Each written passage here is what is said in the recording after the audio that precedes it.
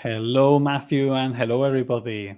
Stefan, hello, and a big hello to everybody How are who's you, Matthew? listening. You doing good? Yeah, good, fine. Thank you, Stefan. And you? I'm doing good, thank you too. Matthew, what are we going to be speaking about today? Okay, so today, very interesting, how to write a letter of application. A letter of application. Matthew, what is that? Can you explain Okay. it to us? When will we write one of these? Right, Stefan. Okay, so we might write one of these letters if we are applying for a job. We want Mhm. to apply for a new job. Or maybe as a student, we are sitting an exam. So we have to write a letter as part of the exam. Or maybe, I don't know, perhaps you want to enter into an academy or a school and you need to write a letter of, yeah, to do Application. that. Exactly. Thank you. Yes, so usually these letters, they don't come alone, ¿no? No son No. cartas que mandamos solas, ¿no? Son una carta que acompaña a lo mejor al currículum o que acompaña al formulario que hemos rellenado. So we put it with the CV or curriculum to give extra information, yes? To give us an opportunity to express ourselves. And we Yeah. also use these in exams, official Cambridge exams Mm. and Trinity exams. We sometimes have to do some writing. And in this writing, we need to do a letter of application. Okay, the next question is it formal or informal? Well, those situations that you just mentioned, Stefan, are all formal, really. So an exam, a job interview, they're formal. So we need to make sure that our writing style in the letter of application is formal. Yes, that's true. And to do this, we would, for example, we would not use contractions. Instead of writing, I'm really excited, we would write, I am. Or instead of writing, what's up, we would write, how are you? I hope everything is doing well or going well. So we need to keep a really formal style when we write. So, Yeah. Matthew, what would be a formal way to start a letter when we don't know the person's name or when we do know the person's name? Okay, so perhaps with these letters, very often we don't know the person's name. So in that case, we could start it by saying, "Dear Sir or Madam," "Dear Sir or Madam," and just leave it like that. But if we do know the person's name, then we can use that. No, "Dear Mr. Stefan," for example. That sounds important. It does, yeah.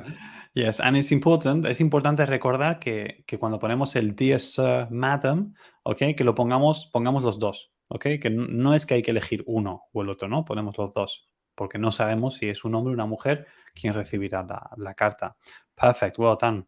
Okay, so now our letters, okay, these letters, we have three different paragraphs, okay? Three different paragraphs. So, Matthew, on the first paragraph, what do we say? What do we write? It's our introduction, the paragraph number 1, Stefan. So we need to be really clear and to state why we're writing. What is the purpose of the letter? What do we want? And if we're writing to apply for a job, then it would be good to also include how we know. How did we find out about this job possibility? Okay, good. So I have an example here. We have an example on our website. So we remind everybody to go to campus.trainlang.com, and there we have an example. And here it says, "Dear Sir, Madam, I am writing to apply for a job as an accountant in your company. I have read your job posting on your company website, and I believe I am a very good candidate." So we start saying why we are applying, so why we are writing. We are writing to apply, okay? And then also we say that, as you said, where did we hear about this job? Okay, I read your job posting on the website. So it's really clear, straight to the point. Matthew, is there any useful phrases or any useful sentences that we can learn? Yes, there are a couple we can pick out from that example you used, Stefan. For example, I'm writing to apply for the position of. So it's a nice way of saying the reason of your letter and identifying the role, the job that you want to do. Or also we could say, I believe, or I'm sure, I know that I'm a very good candidate for this role. Yes, that's true. Those are good sentences. Okay, so we move on to paragraph 2. How about I mention this one, and then you can read it because it's longer, this second paragraph. Thank you. I noticed that. Okay, so on paragraph 2, we have more information. We want to mention, we want to say or write important information about us, about my qualifications, why I am good for this role. Yes, because we said that we are a good candidate. Now we have to say why. And a good way of saying it is, what experience do we have? What qualities, what qualifications? Okay, so here we're going to defend that we are very good. Matthew, could you read the paragraph? Yes, of course, Stefan.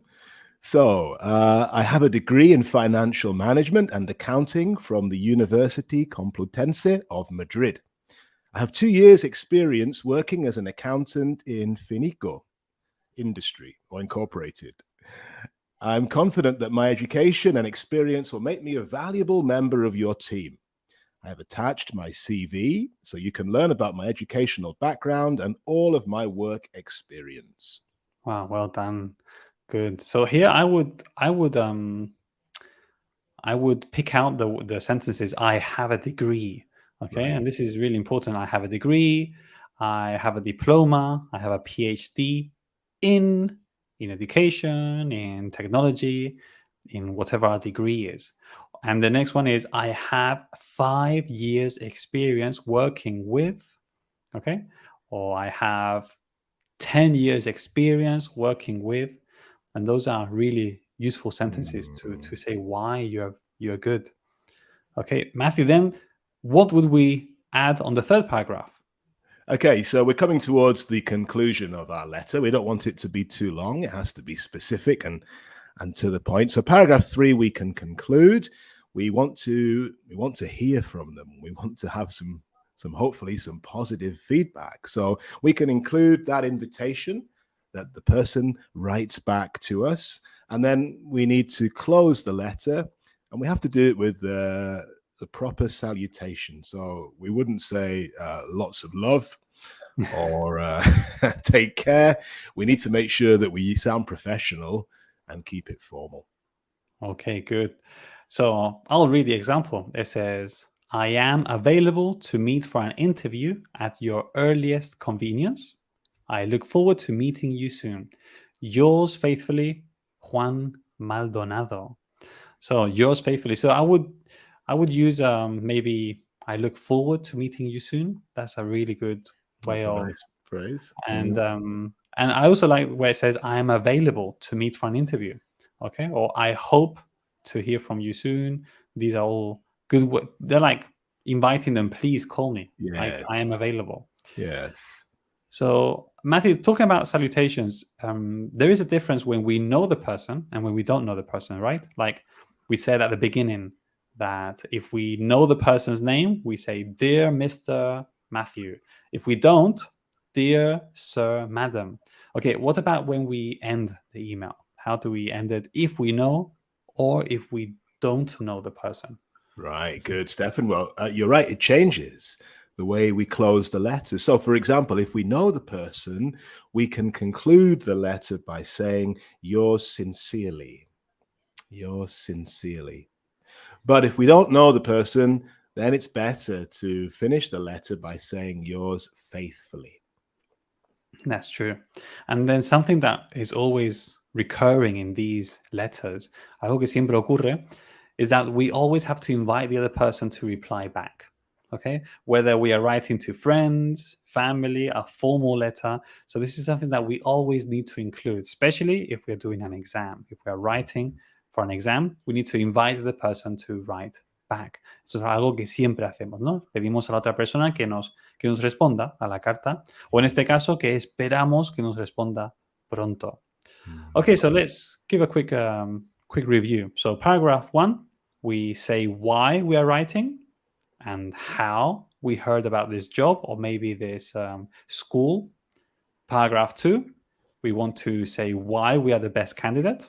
My qualifications are, my experience is, my qualities, okay? Kind of like boasting a bit, ¿no? Hay que presumir un poco. And then paragraph 3, we just say, please write back in a different way, more formal. We are looking forward to hearing from you soon, or I am available for an interview.